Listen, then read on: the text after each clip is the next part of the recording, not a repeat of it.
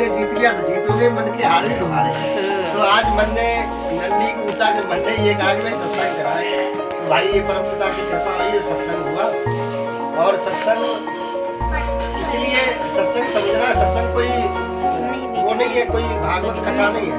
सत्संग का मतलब है अपने पिता को जान लेना, सत्य का संग।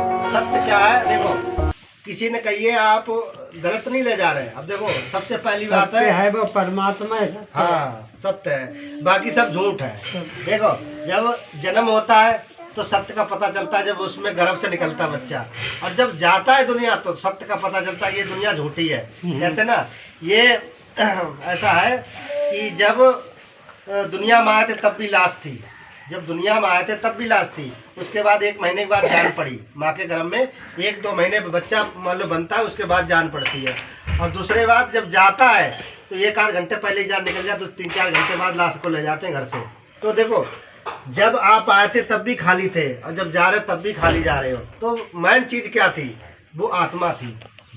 आत्मा को तुमने पहचाना नहीं। अगर आत्मा को नहीं पहचाना तो आपको कोई नहीं मिलेगा, ना तो विष्णु मिलेंगे, ना ब्रह्मा मिलेंगे, ना शंकर मिलेंगे, ना कोई देवी देवता नहीं मिलेंगे। पहले आप आत्मा को देखो। ये चित्र बहुत बढ़िया बनाया। देखो आत्मा आपकी ऊपर बैठी हुई है यहाँ पे, और देवी देवता बहुत नीचे है, कंठ से नीचे देवी देवता है। एक काल निरंजन, यानी काल निरंजन का पुत्र है। कौन है? देखो सतोगुण, तमोगुण और रजोगुण, ठीक है। ये पूरी सृष्टि नहीं चल रही है, कोई सतोगुण में आ जाता, कोई रजोगुण में, कोई तमोगुण में।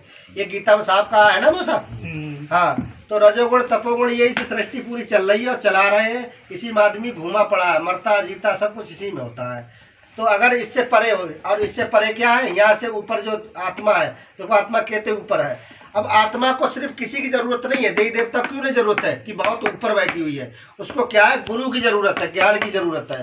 अब गुरु क्या है? ज्ञान।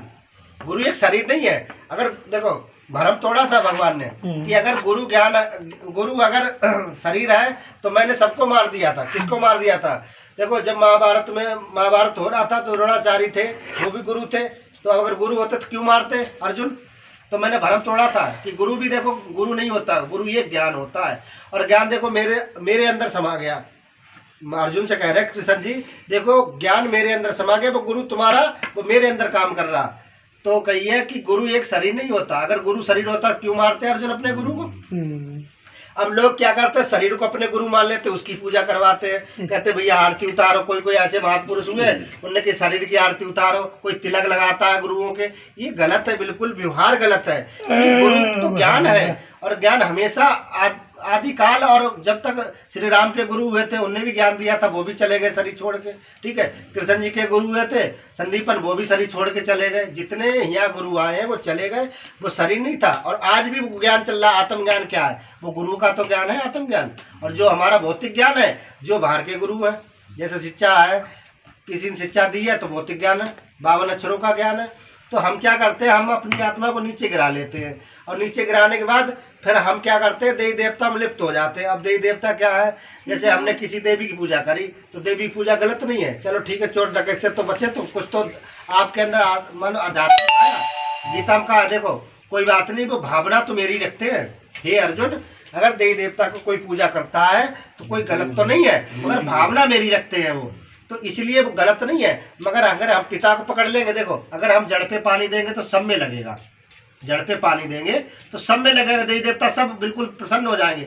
और हम एक को पकड़ेंगे और नीचे पकड़े रहेंगे तो हम कोई पानी नहीं लगा, तो हमें एक ही उपाय मिलती है, जड़ पे मिलती नहीं, जड़ पे जाते ही नहीं है।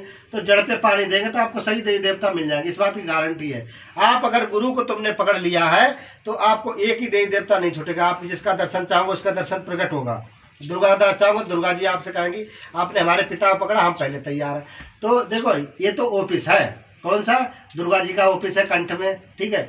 अब उससे नीचे गणेश जी का ऑफिस है, ठीक है। उससे नीचे हृदय में शंकर जी का ऑफिस है, उसके नीचे नाभि में विष्णु जी का ऑफिस है, उससे नीचे भाग में ब्रह्मा जी का ऑफिस है। ये ऑफिस है। घर तो ऊपर है, घर कहाँ पे? इसके पीछे, पावर शक्ति इसके पीछे है, वो शब्द है, ठीक है। शब्द का कोई अर्थ नहीं होता, शब्द तो शब्द जोड़ता है, ब्रह्म। हाँ, शब्द ही ब्रह्म है। अब शब्द निकलता कहाँ से है? तो ब्रह्म से निकलता, पावर से निकलता है, ठीक है। तो वहां जाके सलाह करते, भाई देखो तुम्हारे भक्तों ने कितना नाम लिया, तो दुर्गा जी कहती है हमारे भक्तों ने 10 बने, हमारे मेंबर बने। तो शंकर जी कहते 10 हमारे बने, वो कहते 10 हमारे बने। तो उनने की परीक्षा कैसे लेंगे? तो भाई रूप बदल के आते हैं, वो कहते नौ दुर्गा रूप बने। अब उनने क्या कह दी, अब देखो नौ दुर्गों में कैसे परीक्षा ली जाती है। आपको नौ दुर्गा चल रहे हैं, इसलिए माँ भगवती की कृपा है, गुरु की कृपा है, बड़ी भारी है। तो नौ दुर्गा किस लिए बन के आती? हम लोग भ्रमित, हम दिमाग को अपने इधर उधर ना करें, हम एक ही देवी की पूजा करें, जो पहले जो भी हम अपनी दुर्गा देवी को इष्ट मानते हैं उसकी पूजा करें। अब कोई चंद घंटा आई तो हम चंद घंटा ही आरती करने लगे, हम चंद घंटा देवी, यानी निकली कहाँ से है? निकली तो उसी शक्ति से है, शक्ति एक ही है। तो अगर हमें गुमराह करने के लिए, तो कहती देखो ऐसा है मेरी माता कि देखो मेरा कोई नहीं हुआ वक्त, तो तुम्हारा कैसे हो जाएगा? पहले मेरी स्थापना करी थी, मैं दुर्गा देवी व्रत करूंगा, उसके बाद चंद घंटा की आरती कर रहे, जब मेरे नहीं हुए तुम्हारे कैसे हो जाएंगे? इसलिए देवी देवता बिल्कुल घुमाते हैं, घुमाते, इसलिए हमारी कोई पूजा सफल नहीं होती है। और जो सफल नहीं होती है तो हमें कुछ लगता नहीं है। माफ़ करना, अगर तुमने माँ दुर्गे की पूजा करनी है, कुछ भी करनी है, तो आप जड़ पे पानी डालोगे तो अपने आप सभी देवी देवता अपने, जब मान लो अधिकार है सबका है, तो सब फल आपको देंगे। अगर पानी नहीं लगेगा तो भक्ति का पानी लगेगा, फल कौन देगा? तो भक्ति का पानी लगाना जरूरी है। गुरु क्या है? गुरु ऐसा नहीं है। गुरु अगर तुम अंदर ध्यान करोगे, अगर तुम्हारे अंदर रोशनी आ रही है, ज्ञान आ रहा है, तो गुरु पावर शक्ति काम कर रही है। जरूरी नहीं है कि हमारे गुरु बनाओ, जरूरी नहीं। कोई गुरु तो गुरु होता है। गुरु के मतलब यह है कि अंधकार को हटा के रोशनी को दिखा दे, गुरु है वो, ठीक है। सच्चा गुरु का मतलब यही है, हाँ, अंधकार से। और गुरु हमारे जीवन में भी आता, कैसे आता? पानी तत्व, जैसे दो तत्वों से लाइट बनी, एक अग्नि तत्व, एक पानी तत्व। अग्नि तत्व क्या है? अग्नि एक पावर है, शब्द है। जैसे हमारा परमात्मा तो अग्नि तत्व पावर है, और पानी तत्व गुरु है। तो गुरु क्या करता है? हम सुबह को मुंह धोते हैं तो साबुन लगाते हैं, तो किसका लगाते हैं? नाम का साबुन। कौन सा नाम है? लाइबा, ठीक है, लक्स, ये नाम ही तो है, नाम का साबुन लगाते हैं। बगैर नाम का कोई साबुन ही नहीं मिलेगा तुम्हें। अब तुम कह दो हमें साबुन दे दो, दुकान पर जाओगे तो तुम नाम बोलोगे तभी साबुन मिलेगा, है, और नाम ना बोलो कोई साबुन ही नहीं देगा। अब तुम कहते हो साबुन दे दो, साबुन दे दो, वो कहेगा पागल हो गए क्या, है? कौन सा साबुन? नाम बोलोगे तब साबुन। अब साबुन तुमने लगा लिया, अब पानी नहीं लगाओगे तो कैसे काम चलेगा? तो पानी क्या है? साबुन तो नाम का है, और पानी गुरु है, गुरु तत्व पानी है। तो पानी डालोगे तो आपका चेहरा साफ होगा, तब दुनिया पहचानेगी। तभी तो कहीं गुरु तो हमें बचपन ही काम आता है। अब देखो, हमने दर्पण देखा तो गुरु ने दिखाया। दर्पण किसका बना होता है? दर्पण पानी का बना होता है। तो हमें देखो, माता पिता कह सकते हैं कि बेटा तुम अच्छे हो, अच्छे हो, अच्छे हो। माता पिता हमारा चेहरा नहीं दिखा सकते। एक गुरु में ताकत होती है, वो हमें चेहरा दिखाता है, वरना किसी के बस की बात नहीं। देव देवता किसी बस की बात नहीं जो चेहरा दिखा दे। अग्नि तत्व में देख लो जाके, चेहरा दिखा जाए तो कह दिए तुम बुझ जाओगे, जल जाओगे, तुम्हारा चेहरा और खराब हो जाएगा। अब लोग कहते हैं हमें गुरु की तो जरूरत ही नहीं है। गुरु हमारा क्या है? हमारे तो गुरु भैया देवी, हमारी दुर्गा देवी हैं, हमारे वैष्णो देवी हैं, या हमारे मान लो शंकर जी हैं। देखो, वो अग्नि तत्व है। अग्नि तत्व क्या है? अग्नि तत्व पानी। अगर तुम्हारे जल गए तो तुम्हें पानी ही बचा सकता है, और कोई नहीं बचा सकता। तो गुरु ही जरूरी है। गुरु इसलिए जरूरी है कि जीवन में पानी जरूरी है। पानी देखो, डॉक्टर बताता कि पानी पियो, शरीर सफाई होगी। भाई पानी पी लो तो पेट साफ होगा, बीमारियां कम होंगी। इसलिए बताता कि वो शरीर को साफ करता। ऐसे ही हमारे आध्यात्मिक चर्चा करते हैं, जितने संत हुए उन्होंने कहा भाई गुरु जरूरी है। गुरु किस जरूरी है? कि आत्मा को साफ करता है, नाम का साबुन लगाता है, और ज्ञान का प्रकाश का वो पानी डालता है, तो उससे आत्मा साफ हो जाती। जब आत्मा चमकने लगती, हीरे की सी आत्मा ही हीरे की सी चमकने लगती। अच्छा, इस शरीर को कौन चला रहा है? कोई भगवान नहीं चला रहा, विष्णु नहीं चला रहा, वो आत्मा चला रही है, पालन कर रहा है, वही परमात्मा है। मान लो पालन कौन कर रहा है? विष्णु पालन कर रहा है, और आत्मा चला रही।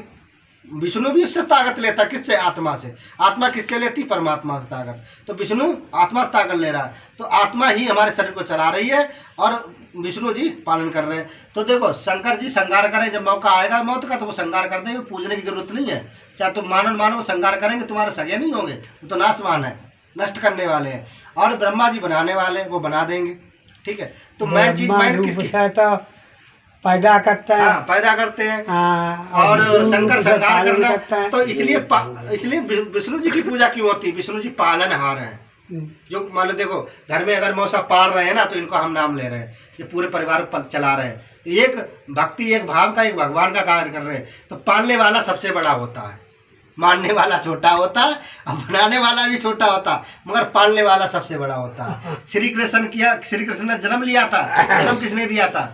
वासुदेव ने, देवकी ने, ठीक है। मगर पाला किसने था? यशोदा मैया ने पाला था। तो सबसे बड़ी माँ का दर्जा दिया तो यशोदा मैया ने दिया, बाकी किसी के बस की बात नहीं थी, ठीक है। तो पालने वाला सबसे बड़ा होता है, और बाकी तो सब हैं अपनी अपनी जगह पे, सब ठीक है। देवी देवता भी ठीक है, गणेश जी भी ठीक है, सब ठीक है, मगर सबसे बड़ा पिता है, परम पिता की बोलिए जय। आज छोटा सा सत्संग था, और बहुत भाई कृपा तो बहुत बड़ी है, चलती रहेगी। सत्संग तो कहूँ खत्म ना होगी। पहले सब लोग अपनी आत्मा को जानो, फिर परमात्मा को जान पाओगे। जब हमने आत्मा न जानी तो किसको जानोगे? प्रार्थना हो जय गुरु महाराज की। अगर कोई भूल चूक